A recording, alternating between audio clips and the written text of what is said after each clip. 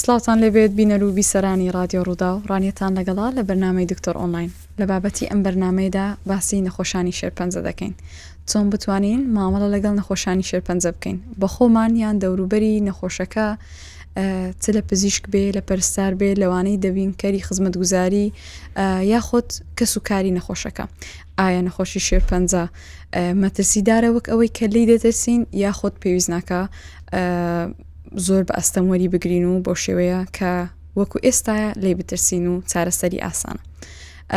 بۆ ئەمە بەستەش میوانی بەرنامەی ئەمڕۆم دکتۆر محەممەد زاهر علی، پسپۆری نەخۆشیەکانی خوێنی کلینیکی لەگەڵمانە لە رادیۆ ڕوودا. زۆر بەخێر بێ دکتۆر.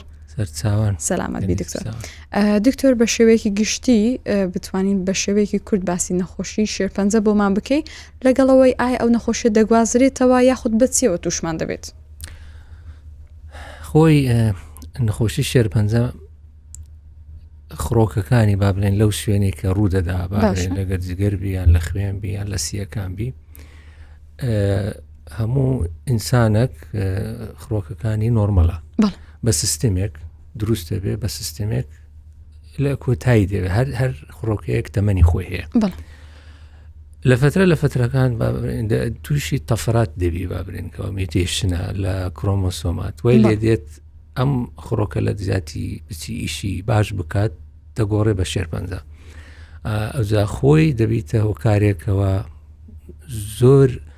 توش بوانی وان لێ دێت بە جۆرێ ئەو جێی کە توش بووە نیشانەی کە پیشان دەدات. با بڵێن ئەگەر لە جگەر ڕوویدا نەخۆشەکانی کە پەیوەندی بە جگەرەکەی، ئەگەر لە سیەکان لە سیەگەر لە خوێنە، ئەگەر لە ئێسکە لە ئێسکە. معنای ئەوەیە ئەو خڕۆکانێک کە دروست بووە خڕۆکەی طبیعی نییە، نۆرمەل نییە، ئیشی نۆرمەل ناکات، دەبیتە ئەب نۆرمەل شتی دەکاتکەوە وای لێ دێت ئاسایی نابێت، بە شێوەی ئاسایی خۆی ئیش ناکات. لۆیەوە نەخۆش کە دەچێتە لای دکتۆر نیشانەکانی باز دەکات. نیشانەی گشتی هەیە بەعام و نیشانەی کە تایبەتیش بە نەخۆشەکە شوێنەی کە ڕوویدایە. زۆر باشە دکتۆر، ئەو نەخۆشیە لە چیەوە توش دەبێت؟ ئایا بەس ئەوەیە کە بڵین بۆ ماوەیە لەوانەیە پێویستە لە خێزاندا هەبی بۆ ئەوی توشمان بێت یاخود هۆکاری تر چیە بۆ ئەوی تووشی نەخۆشیە بین؟ هەتا ئەو دقەیە لەگەڵ تۆ قسان دەکەم، هەتا ئێستا شتێک نەبووە لەز نیشان بکرێت بڕێ ئەوە یەکەم هۆکاری سەرەکیە بۆ توشبوونی شێرپەنجە. بەڵام شتی دیکە هەیە، با بڵێن حاڵەت هەیە کەوا زیادی دەکە. بۆ نمونە جگەرە کێشانە، ئینسان زۆر جگەرە بکێشێت، ئەم شخصە ئەم ئینسانە چانسی زۆرترە کە تووشی شێرپەنجەیبی. ئەوەی کە وەرزش ناکات، دانیشتووە دایم حرەکەی نییە و هەر لە ژوورە، ئەوە تووشی شێرپەنجەی دەبێت ئەگەری هەیە. ئەگەرەکەی زیاتر لەوەکەیت ئەوەی کە نووسینی نییە، نووسینی دیار نییە، هەستانی دیار نییە، کاتی دیار نییە. ئەوەی کە بۆی ئەو کاتێک کە تەرخان کرا بۆ ئینسانێ بە شەوت کە بۆ خەوتنە بە ڕۆژش بۆ ئیشکردنە، ئەوە گۆڕاوە. با بڵێن زۆر کەسەیە شەوی لێ بوویتە ڕۆژ لێ بوویتە، ئەوەش خراپە. خواردن، هەر چەند خواردن ببێتە یان خۆراک چەند ببێتە معەلەب یان چەند ببێت ئەوەی کە فرێش نییە بە مختصری بیڵێم، هۆکاری زیاد دەگات. بەڵێ دکتۆر، هەر دەبرم لەسەر شتە پێشستا دەتوانین بڵێن چونکە باب و باپیرانمان زیاتر ئۆرگانیکیان دەخوارد، خواردنی تەبیعیان هەبوو وەکو ئێستا نەبوو، ئێستا زۆر زیاتر بیتەوە. لە ژینگەیەکی پاک دەژیان ئەساس و حسابکەی باسی 7 ملیار تێپەڕی تو حسابی 50 ساڵ لەمەوە پێش ئەوەندە نەبوون. ئەو کارگەی کە ئێستا دروست بووە، ئەوەی ئەمە بە بیرمان دێت چەند دەوڵەتەکە بوو لە عالم کارگەی بۆ ئێستا هەموو کارگەی هەیە. ئەوەش هەموو دەبێتەوەی نەخۆشی کە سیارە زۆر بووە، کارگە زۆر بووە، تەیارە زۆر بووە. ئەتر ئەوان وەی لێ هاتیە کە هەتا وە کاتی کۆڕۆنای کە چەند خەڵکی کوشتەوە بوو، بەڵام جەماعەتی ئەوانەی کە ژینگە ناسووتەم تەندروست بوون، هەواکە پاک بووە. چەند لەو بێتە ئەو پاکە و خاوێنە و دوور بلەوە تەبێ ئەگەرەکەت کەم دەبیتەوە. بۆ بەس دەڵێمەوە ئەوە نییە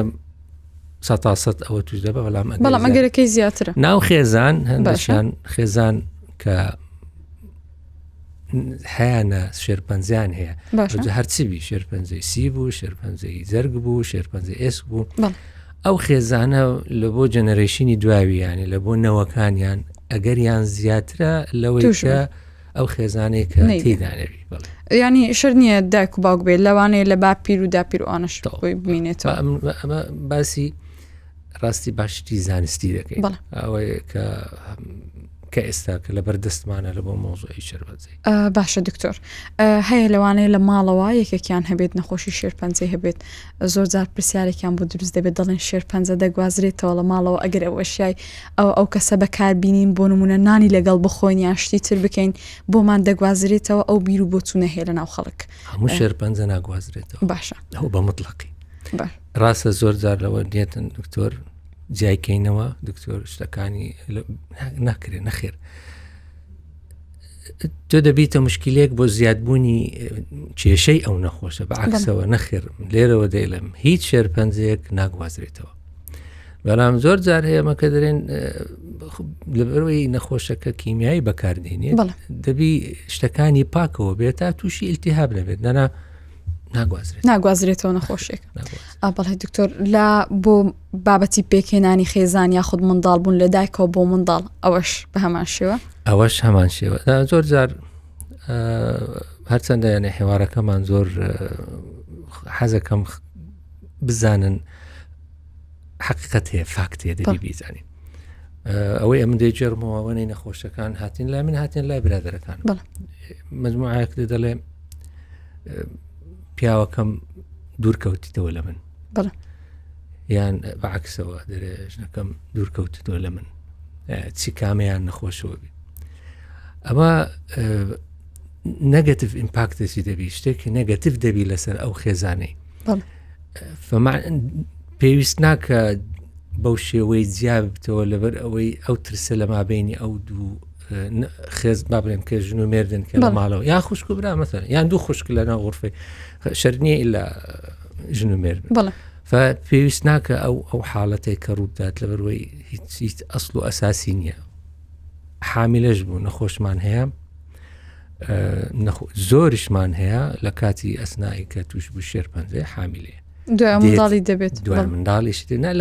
نەخۆشە و لەوانە شێستا یەک لە جێ لە دەنگوین خۆی دەناستەوە نەخۆشی شەو حامیلە بووە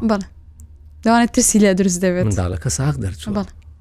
منداڵەکەی دواییشی ساغ دەرچوە نەخۆشی دیر ساغ دەرچوە پێویست ناکات دڵ لە ڕاوچەیەک و ترسێک هەبی لەو ئەو منداڵە توش دەبی یان توش نابی نەخێر ئەوەیان علاقەی نییە بۆی پەیوەندی پێوانی باشە دکتۆر لە کۆمەڵگەی ئێمە هەروە باوەکە شێرپەنجە شتێکی زۆر مەترسیدارە یان لەوانەیە نەخۆشی زۆر مەترسیدارتر هەبێت لە شێرپەنجە بەڵام ئێمە بە شێوەیەکی وا تێگەیشتوین کە چارەسەری نییە کە یەکێک توش بێ دەوروبەرەکەی زۆر لەوانەیە زەختی لێ بکەن لەوەی کە تەواو چارەت نییە توش بووی پەیوەندی دەوروبەر لەگەڵ ئەو نەخۆشە دەبێت چۆن بێت چۆن تا مامەڵەی لەگەڵ بکەن. زۆر زۆر سوالێکی گرنگە لە جێ خۆیەتی ئەوەیە من دیتیتم هەر کەسێک تووشی شێرپەنجەی بۆ معنایەوە کۆتایی ژیانی بە شێوەیەکی وا تێدەگات کە ئەمەلی دەڵێ ئەو فەلسەفەیە زۆر غەریبە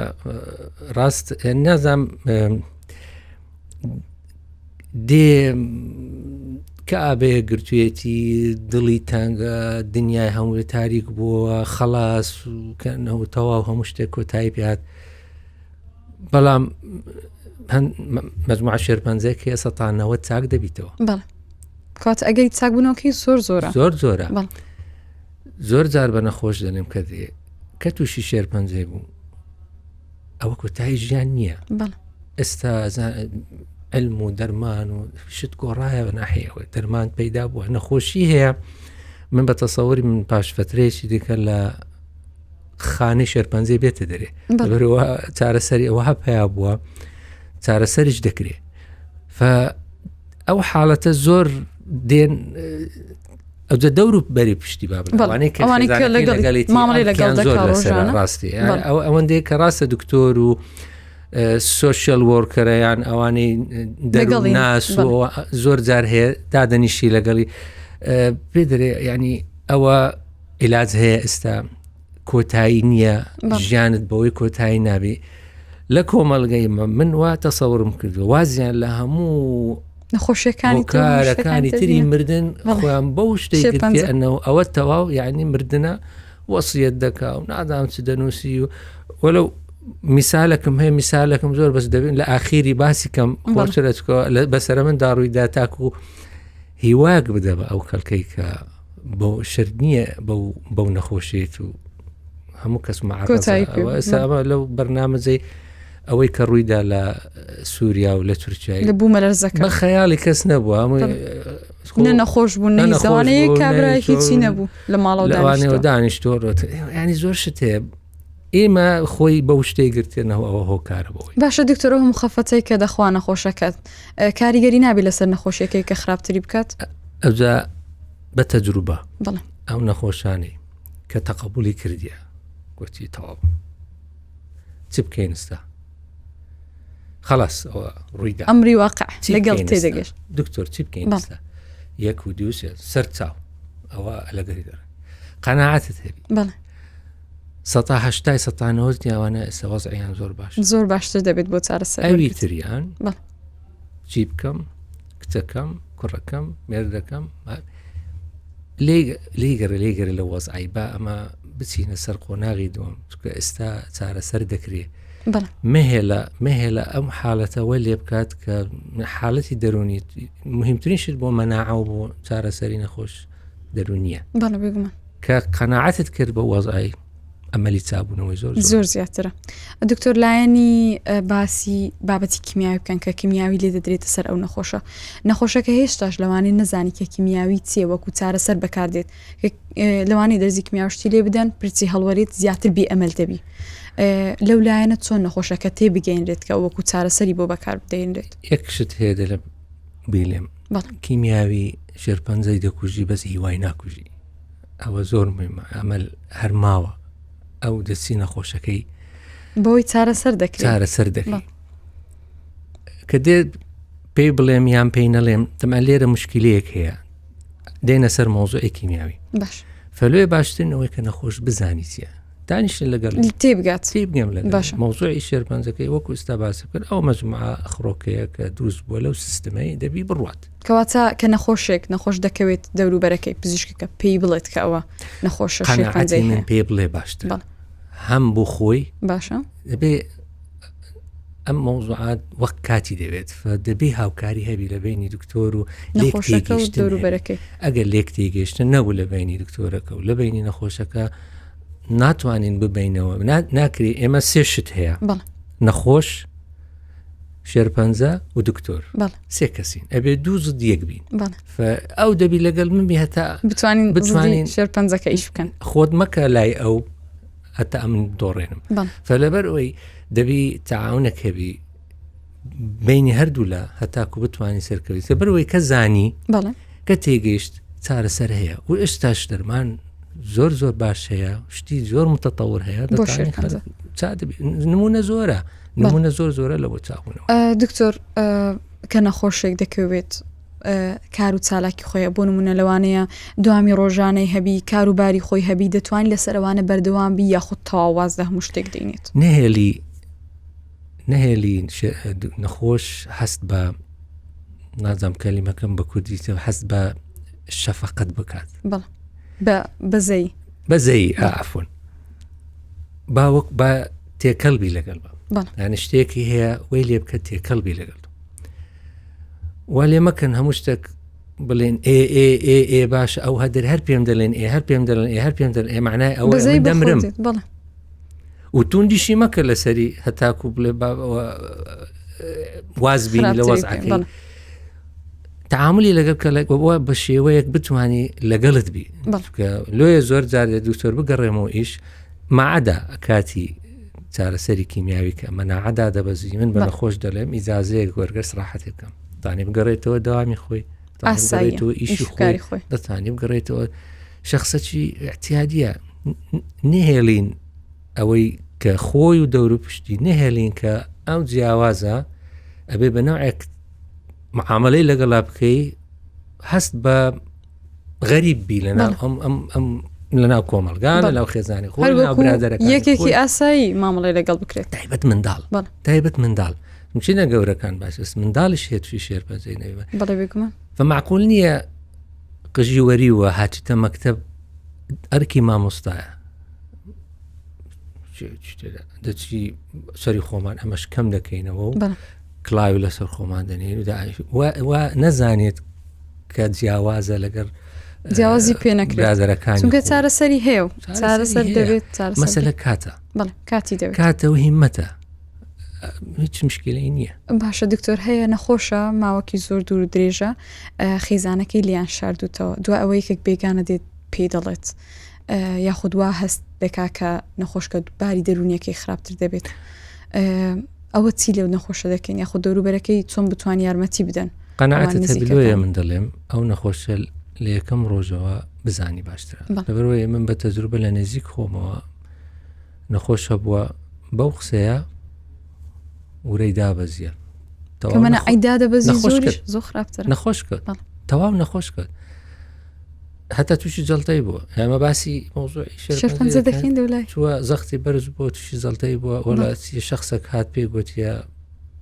ئەو لێ هاتیە ئەو ڕەنگت لوا گۆڕایە فەکە بزانی باشترە ئەوەیەک دووش ئەو کەسەی سەردانی دەکەیان دەبینی ئەوەی باسی دەکەم و دووبارەی دەکەم مهێلە کەوا جیاوازە وەکومەیە حاڵەتەکە توش بووە و فترێکە و چادەبی و دەگەڕێتەوە هیچ شتێک نانەفە بە تایبەتی معاملی لەگەڵ نەکەیکەوە هەست دەکات کاتی کەم ماوە ئیتر دەڕوا بەسەر دەچی و خەڵاسی تر نایبینیەوە پاش فترێک. دکتۆر شتێکی تریشمان هەیە کۆمەڵگەی خۆمان هەر کورد بەگشتی بتوانین باسی بکەین ئەوەندەی لەوانەیە خۆشەویستی خۆیان هەیە دەربارەی بۆ خەڵکی خۆیان دەری دەبڕن لەوانەیە زۆر سەردانی نەخۆشە بکەن ئەو زۆر سەردانی کردنە کاریگەری لەسەر نەخۆشەکە دەکات خراپتری دەکات یاخود باشتری بکات بوونە یەکێک نەخۆشە زۆر میوانی دێت ڕۆژانە سەردانی دەکەن بۆ ئەوەی نەخۆشە ئەو باشە بۆ نەخۆشەکە یان شتێکی کۆمەڵگایشی عاتفیە حەز دەکات بچێت و سەردامکە هەر چەندیشە من لە زدی ئەو شتەمە بە تایبەتی کە دوای کە چارەسەری کیمیایی وەردەگری لەبەرەوەی چارەسەری کیمیایی کە مەناعەدا بەزی ناکرێ چەند شخصێک هەرجاری هەر نیو سەعاتێکی هەچارێکێک بێتە ژوورێ بە هەڵامەت و بە پەسیوە و بە نەخۆشەکە خراپتر دەبێت بە پشمینەوە ئەم نەخۆش دەکەی ئەو زەعیفە فبەڕێی من ئەوە هیچەوەی دەرەجەیەک لەگەڵیتی ئەوی تر تەلەفۆنەکی لەوە بکە بەس پێویست ناکات خاستەنەگر دەرزی وەرگرت بێت پێویستی بە سراحەتە پێویستی بەوەیە مەناعی سابیتەوە پێویستە دانیشی بۆ خۆی ئەوەندە تااقەتەی نییە مجامەری لەگەر هەموو خەڵکەچی بکە بە تایبەتی من کە باسی کۆمەلگای خۆمانەکەن لە ناکایەکەوە یەکێک دەردەچی قسەچی دەکا هەمووی دەڕوخێنی ئیتر لە دواوی دەبیتە مشکلە نارێم ئەوە هەمووی بە تەجروبە ئەو خەڵکانەمان دیتە فبەڕای من زیارەت نەبی باشترە باشە دکتۆر زۆر کەس هەیە دەڵێ ئەوە نەخۆشینە سحری لێکرایە یاخود نوشتەی لێکرایە یاخود بەو شتە نەخۆشکەتیە ینی بە کۆمەڵە شتێکی بە دوور لە پزیشکی هەڵی دەسەنگێنێت ئەوە چۆن نەخۆشەکە قەنەعەتی پێدەین کە نەخۆشی و پێویستی بە دکتۆر و پێویستی بە دەرمانە نقطەیەکی زۆر حساسە و نقطەیەکی لە زیێخۆیەتی کۆمەلگەی شەرقی بە هەر دینێک بیم ئەماسی ئەوەی ناکێت زۆر هەتا ئەوان دینەکانی تریش و ئاین تریش زۆر دەچن بە قوەی خارق و کە قوتێکیان هەیەوە لێ بکات ئەم نەخۆشە توش بکات یان ئەم حاڵەتە توش کات شتێک کە زانستی نەبێ باسی دەکەن زۆر جار دەرێن دکتۆر ئەوە هیچ عیبی نەبوو نازانم شخصێک هات چوە دەرێ ئەوە نەخۆش کرد من متخصص نیمە لەو مۆزای بەڵام من متخصصم لە شتێکەوە خوا عەقلی دایتەمە هەموو کەسێک دەبی بە توانای خۆی ئیشوخ لەسەر بکات بزانێت چیە ڕوویدایە معنای ئێستا ئەو ئامێرانە و ئەو پشکینانە و ئەو شتێک کە دەرچووە هەمووی بە بەڵگە پێشانتەدا کەوا تووشی ئەو حاڵەتەی بووە کە دەرمانەکەش بەکاردەینی چارەسەری دەکا باشتر دەبێت معنای ئەوەیە ئێمە ئەگەر بەراوردێکین لەگەڵ پێشوو کەوا ئەم نەخۆشە نەمان دەزانین یعنی ئامێر نەبوو کرۆمۆسۆمت لە بۆ دەرکە ئامێر نەبوو بە دقیقی دەچیتە ناو خڕۆکەکان و ناو DNA و ناو RNA و ئەو شتی ئێستا زۆرتریش دێ هەروە شت دەبیندرێتەوە هەتا سلمان دراوە بە پزیشکی بەڵگەی پزیشکیت هەیە لە مەجموعە ئاینێک مەتە وەختۆ دێگۆ زەوی ڕاستە هەر عردە هەتاکو ناسا و هەتاکو فەضا و هەتا علم و هەتاکو ئەو گوتیزانیەوە خڕە دوایش نفسی حالت لێرە ئینسان با فکر کاتەوە ئینسان با بگەڕێ ئینسان با ئەو شتانەی کە تۆ باسی دەکەی کە لە کۆمەلگای نەخۆش و خێزان و دەوروبەری دەکاتە ناو قەفەزێکەوە ئیتر لەو شوێنە لە جێ خۆیان حرەکەت ناکەن ئیستیسلام دەبن تەسلیم دەبن و یەک قۆناغیش ناستە پێشەوە نەکرد با بچم با بگەڕێم با بزانم با بچمە شخصی پسپۆر تاقی کاتەوە نەیکە مەسەر زانی بۆچی دەبیتە ئەو کاتی لەبەر چارەسەری دەبیتە مۆزوعی تر ئەوە نێتن و فلان کەس نێتن و ئەوە عایدیویە ئەو زانی چێگەر ئەوە ڕقیلەوەی بوو ئەو ڕقیلەوەی بوو دەتباتە ئاقارێکی دینە خۆشەکەش دەفەوتێ نەخێر بەڕێی من ئیشەکە چەند زووتر بڕۆ لەبەر بۆ ئێستا علم تەتەوری کردیا دەرمان پەیدا بووە زانت زۆر بووە ئیشەکەن هەتا ماوەیەک لقاحی شەل الأطفال نەبوو هەموو منداڵ دەردەرچ و شەل الأطفال ئەوە سەرکات کەس لە شەل الأطفال ڕۆژ بە ڕۆژ پێش دەکەوێت عقل بەکارهێنا معنە ئەو کاتی لەوانەیە ئەو زمانەی دەیانگوت بابرین باسی لای خۆمان ناکەین لە ئەوروپای دەیانگوت ئەوە ئیتر شەیطانە و مەشەیطانە و هاتووەی کرد ئیتر و منداڵانە ناژێن وەلۆ ناژێن ئیشیان کرد لقاحەکە پێیا بوو منداڵەکان چابوونەوە بەڕێی من بەکارهێنانی مێشکی خۆمان بەهادیئی تەعامل بکەین دەگەینە نەتیجە زۆر باشە دکتۆر باباسی دەستنیشانکردنی نەخۆشیەکە بکەین چەند پێشوەختە نەخۆشیە کە دەستنیشان بکرێت بێگومان چارەسەریش ئاسانترە چۆن ئەو نەخۆشە بزانێت کەی دەست بە پشکنین بکات بۆ ئەوەی زوو نەخۆشیەکە بۆی دەستنیشان بکرێت یاخود چ پشکینێک پێویستە یەکەم هەموو ئینسانێک ئێستا لەو سەردەمەی خۆمان ئەوەی باسمان کرد تەبعاً گۆڕاوە لەوەی کە گوتت جەنابەت باب و باپیرمان ژینگەیەکی پاک بوو هەموو 6 مانگێک پشکنینی عام هەیە ئەیکەم زۆر باشم ئەلحەمدوللا دەڕۆمە تا 6 مانگی دیکە ئەوەیان هەتاکو بە زووترین کات مەقسەدم لێرەسی هەر شتێک هەبوو لەو کاتی بە زووترین کات تۆ چارەسەری دەکەیت فەرەزەن ئەو فەحسەکرا و نیشانەی وا کە دەرچوو نیشانەیەکی هەیە کە شێرپەنجەیە دەچیتە لای دکتۆری شێرپەنجەیە لەو مەرحەلە مەرحەلە چەندە مەرحەلەیەکە تابوونەوە لە مەرحەلەیەک زۆر باشتر ئەم بهێنمەوە تا مەرحەلە چار فمعنای ئەوەیە ئەو پشکنینەی کە بکەی یعنی وقایە یەک لەوان بە پشکنینە دووش بە تەندروست بژیە ئەوەندەی بتوانی بە ژیان خۆی دوور بپارێزی لەو شتانەی کە باسمان کرد ئەتۆ شتانە بکە منالم 100% دەتپارێزی بەڵام خۆت دێڕادەگل بۆ گەشتر دەبی زەرەکەی لەسەر تو یان زووتر دەتانی ببینیەوە دەتانی زووتر پارێزی دەتانی زووتر عیلاج بکەی ئەگە بەو شێوەی ڕۆشتی وابزانم مشکلەکە گەورە نابی وەکوەی کە بیهێڵیەوە هەتاکو ئاخیری بگەڕێ بۆەوەی بچیبرێ ئەوە چیە نەخێت ئەو هابکە زانین چۆنم هەموو شتێک ئەو سەردەمەیمە زانست ئیشەکە لە هەموو بوارەچ ئەوەی لە ژینگەی ئیش دەکە ئەوەی لە طب ئیش دەکە ئەوەی لە زراعەتی کشت و کاڵی ئیش دەکە ئەوەی لە سناعە ئیش دەکە با من استفادە بکەم با من بزانم ئەوان گەشتون چ نەتیجەکەەوە لەسەر ئەو خەتەی بڕۆم ئینشاءالله هەموو شتێک باشتر دەبێت دکتۆر هەندێک خەڵکی تر هەیە باوەڕیان بە لەوانەیە دەرمان و شتی تر نەبێت باوەڕیان بە چارەسەری جیایی هەیە ئەو چارەسەری جیایە بەکاردێت بۆ نەخۆشی شێرپەنجە یاخود هیچ ڕێگری دەکات تەشەنەی زیاتر بێت یاخود تشتیوانە ئەغلەبی دەرمانی کیمیاوی لە جیاو دروستکرا باش کاتە سوودی هەیە بەڵام نەک ئەوەی بێوەی کە لە مختبەریان لە تاقیگە تەجروبەی لەسەر کرایە بزانێ سوکە هەر دەرمانێک هەر شەریکەیەک دەرمانێک دەینی زارێ متەتەوع بانگ دەکات با بڵێن خۆ بەخش دێتن ئەو شتەی لەسەر دەکرێت مافی حیوانات شێ لەوە ناکرێت تۆ تەجروبەی بکەی لەسەر حیوانات بەس تەبعاً بەشەر ئەو لاترە تۆ گەر زانیت چۆنەگە بەتەمای عیلازێکی شێرپەنجە دروست هەتاکو دەبێت قوربانیش دەبێت. ڕاستە لەسەر ئەوانەی کە دەیکەن لە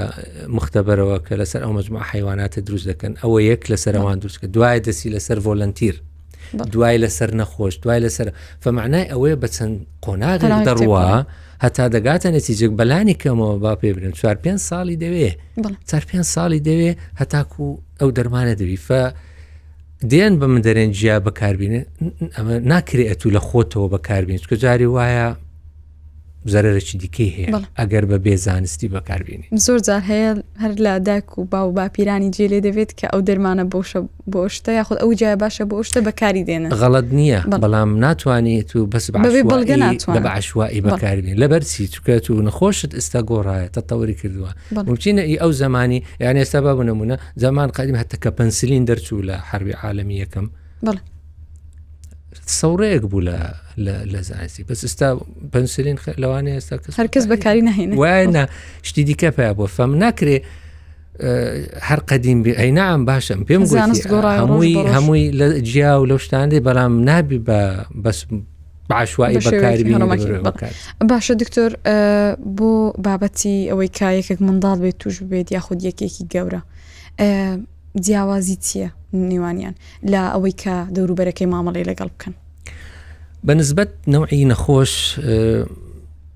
منداڵ وەکو گەورە بە هەمان نفسی پرینسیپل نفسی قۆناغ و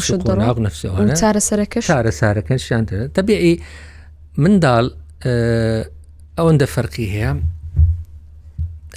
دەتوانی تەحمل کات لە گەشەیە لە گەورە بوونە فەسیستمەکەی تەحملی نەخۆش و دەرمانێکی میاوی بەڵام ئەوەی کە لەسەرەوەی 6 ساڵ ئەوەی کە بە تەصنیفی عالەمی طبی لە دوای 6 ساڵ زەختی هەبی شەکری هەبی جەڵتەی هەبی ئەوانە لەگەن نەخۆش زیاتر عەزیەتی نەخۆشەکەی دەدا و چارەسەرەکەی وەختی زیاتر دەوێت بۆ منداڵەکە باشترە لەبەروەی لە گەشەیە و دەتوانی دەرمانەکەمەکەن بەڵام کە پرینسیپلی نەخۆش و دەرمانی کیمیاوی تقریبا هەمووی وەکوێت لەبوو معاملەش ئەوە بەسە معاملەی طبی معاملەی کۆمەلگا بە هەمان شت منداڵە لە مەکتەب ئەبێ بە شێوەیەک مامۆستا ئەرکی خۆیتی داک و باب خوشک و برا گەورەش ئەوە باسمان کرد کە سوکاری خۆی برا دەوروبەری خۆی هەبە هەر کەسە بە عمری خۆی و بە وەزعی خۆی مامەڵێ لەگەڵ بکرێت. باشە دکتۆر باسی چاندنی مخ بکەین ئەو چاندنی مخ کاریگەری هەیە لەسەر نەخۆشیەکە بۆ چارەسەرکردنی باشتری دەکات؟ بەعزە حاڵەتێک هەیە کە پێویستی بە چاندنی مخ خۆی فکری چاندنی مخ چییە؟ نەخۆش هەیە ئەوانەی مەرحەلە 4 باش با بڵێن مەرحەلە 3 و 4 کۆتاییەکە گەیشتوتە قۆناغێک ئەوەندە تەحملی دەرمانی زیاد ناکات چی دەکەین ئەمە دەچین مۆخەکەی دەگۆڕین لێرە نقطەکەی من زیاتر ئەو مۆخگۆڕینە وەکو چۆن ماڵەکە ئەساسەکەی لە بنەوە دەگۆڕی وێرانە ئاردەکەی تون نییە ئەتو هەر دەستی لە بنەوە ئاساسەکی تازەی بۆ دادنەی هەتاکو لەسەری ماڵەکە دروستکەی نفسی پرینسیپل و نفسی فکر لێرەیە تو بۆ مۆخچان دەکەن بەڵام لێرە مشکلەکە لە کۆمەڵگای مە دێنەوە سەر ئەو نقاطانەیە کە باسی چاندنی مۆخی دەکەی دەرێ خوشکەکە و براکەی نایداتێ ئەو بوو فەوتیل و ئەویدی بفەوتێ باشە تو ئەوت فەوتان لو ئەوشت فەوتان بەڕاستی زۆر بە خەفەتیشەوە زۆر نەخۆش مردووە لەبەر ئەو مۆزوعی نەیدا کاکە گوتم ئێستا باشە دکتۆریان دەترسێن خەڵکەکە ئەو شتە هەڵە و غەڵەتەی کە لە کۆمەڵگای بەغەڵەتی تێگەشتووە ئێستا من دکتۆرم تێدەگەێنم من ئێستا من نەخۆش هاتی دەرم ئێستا ئێ من ببی دەی دەمێت چکە ئەمە ئەوە نەوع تێستەچی دەکەن هەتاکو بزانن ئەوەی کە دەبەخشی لەگەن نەخۆشەکە دەبی مطابق بن بگونجێ زۆر خوشک و برا دەبن فدێ بابەکە دەیان داکەکە دەیان مامەکە تو لۆ ئەوی دەدەمێ ئەوە هەر دەفەوتی لۆ ئەوی دیش بفەوتی دەنم بابە لۆ نالێ هەردووکتان نابن ئەویدی نافەوتی دەرێن وایان گوت کاکە چێوە وایان گوت زانیچی ئەوە